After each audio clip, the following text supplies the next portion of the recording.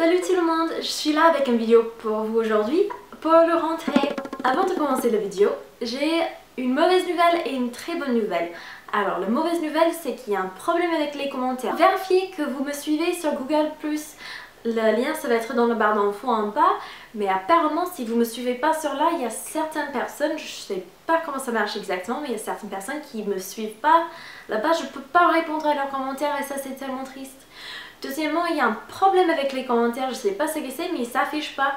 Et avant, j'ai marqué que je voulais que chaque commentaire il m'envoie un mail. Bon, je n'ai pas eu ces mails depuis quelques jours. Mais donc si ça me prend un petit peu de temps, quelques jours pour répondre à vos commentaires, ça serait en grande partie pourquoi. La très bonne nouvelle, c'est que mes parents arrivent en septembre, début septembre. Ça serait la première fois que je les vois depuis mon mariage en 2012. Donc pour moi c'est... j'ai tellement hâte de les revoir, ça va faire tellement du bien. Mais ma mère m'avait dit que ça serait bien marrant si elle était dans une vidéo. Et donc je voulais vous demander s'il y avait certains sujets ou si vous avez des idées pour les vidéos que vous aimeriez voir. J'aimerais au moins faire une vidéo avec elle. Et elle aussi elle a hâte de le faire, trouver ça bien marrante.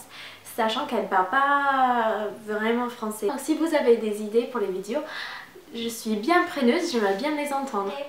Alors je sais qu'il y a pas mal d'entre vous qui allaient rentrer à l'université ou au lycée, peut-être même collège, ça je suis pas sûre, mais c'est possible. Et il y en avait plusieurs personnes qui m'ont demandé de faire une vidéo sur ce sujet, mais pour vous dire la vérité, ça fait plusieurs années que je vais plus à l'école. Donc je vais plutôt vous faire un petit vidéo qui est plus en ligne avec le sujet de cette chaîne. On va faire une vidéo comparative entre les États-Unis et la France. Il y a plein de différences, il y en a vraiment beaucoup à tous les niveaux, même la structure des années, tout ça. Bref, je vais pas vous ennuyer avec les détails.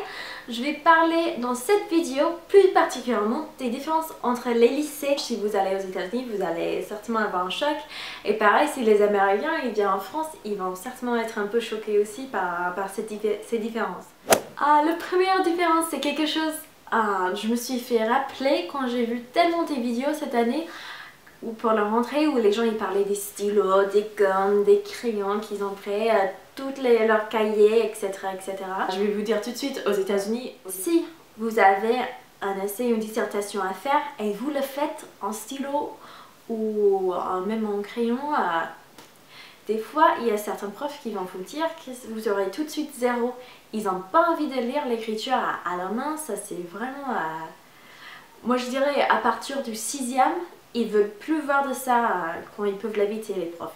Parce que pour eux c'est plus difficile à lire, ils trouvent ça inutile. Pour vous ça vous fait perdre du temps à écrire tout à la main et ils aiment absolument pas. Et aussi dans le monde du travail aux États-Unis, on a un peu la haine quand les gens nous écrivent les mots à la main parce qu'on n'a pas envie de prendre la tête et essayer de lire tout ça. On veut que ça soit rapide, efficace et facile à lire. Donc bien sûr on écrivait les notes, ça c'était pour nous-mêmes. Dans les cours de maths, il fallait avoir un crayon papier, on faisait rien en stylo. Même des fois, il y avait des profs qui disaient si on utilisait un stylo, on aurait encore 0. Mais bon, moi je m'achetais plus les gommes après l'école primaire. Je me souviens aussi quand j'ai travaillé pendant un petit moment dans un lycée ici en France et vous avez des cahiers où les gens ils collaient tout leur travail. Vous n'aurez pas ça aux États-Unis du tout. C'est à vous de garder vos documents à la maison, le prof vous les rendre. Elle met les notes dans son cahier à elle ou sur l'ordinateur et vous rentrez chez toi avec les documents, c'est tout. Pour élaborer un tout petit peu plus sur les stylos, il y a des stylos que vous utilisez dans les écoles en France où on peut remplacer l'encre. Ou même ils ont été, je sais pas comment dire, mais le bout c'est pour moi c'est super bizarre. La fin du stylo, c'est avec l'encre qu'on ajoute soi-même et tout. La première fois j'ai vu ça dans un magasin, c'était dans une papeterie ici en France, j'étais avec mon mari. Et je dis, oh mais c'est trop marrant, c'est comme dans les années 1800. Et il m'a regardé et il disait, mais non pas du tout, c'est plus moderne, il m'a donné tout un petit discours. Et je l'ai regardé et j'ai dit, ouais, mais les gens ils vont pas s'embêter à faire ça dans la vraie vie. Et il disait, si, même dans les écoles, certains profs ils demandent les stylos comme ça. Donc moi je saurais pas même m'en servir d'un stylo comme ça me paraît tellement bizarre. Pas du tout mauvais hein, mais c'est juste vraiment autre chose. Et si vous allez étudier aux États-Unis dans un lycée et vous amenez des stylos comme ça ferait bien rire les autres élèves, je peux vous dire. Numéro 2, il y a vraiment tout qui se fait sur l'ordinateur. On a les cours d'ordinateur et de tape pour pouvoir taper plus vite sur l'ordinateur. À partir du 6e, c'est vraiment, ils essaient de numériser autant que possible. Je sais même pour les notes, la plupart des profs, elles gardent plus les notes dans les cahiers à l'ancien. C'est tout sur ordinateur et vos parents, ils peuvent aller... Je sais encore pour mon lycée, c'était pas à mon époque, mais pour ma petite soeur, mes parents ils pouvaient aller lire ses notes quand ils voulaient. Donc si 3 semaines allaient dans l'école, après elle commençait les cours, il y avait un compte sur internet pour les parents. Ils pouvaient taper leurs infos et avoir tous les infos de leurs enfants tout de suite. C'était pas une question d'attendre la fin du semestre ou du trimestre pour avoir les notes.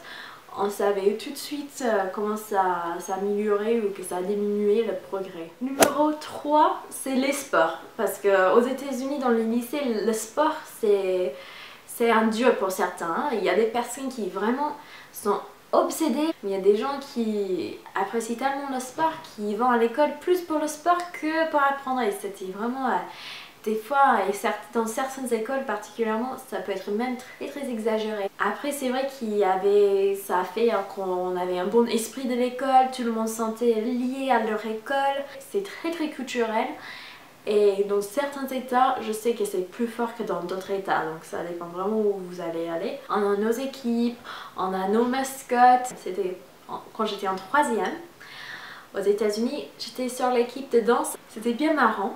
On faisait les pep rallies, ce qui sont les sortes d'assemblées où tous les élèves sont appelés de venir à la fin de l'école. Des fois, ils coupent le dernier cours de la journée, ils vont le couper, ça va être plus court pour pouvoir faire cet spectacle.